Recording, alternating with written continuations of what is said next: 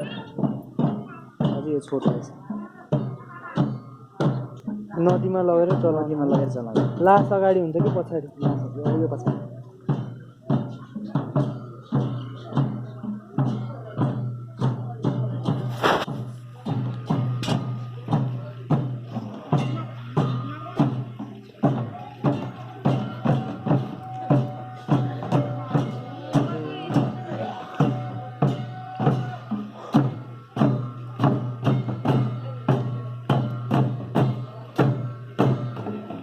भर्खरकै मान्छे मरे जस्तो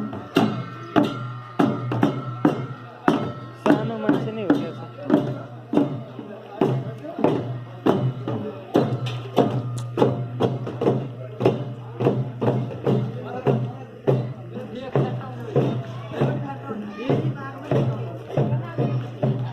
दाउरा पनि बोकेरै लाँदो रहेछ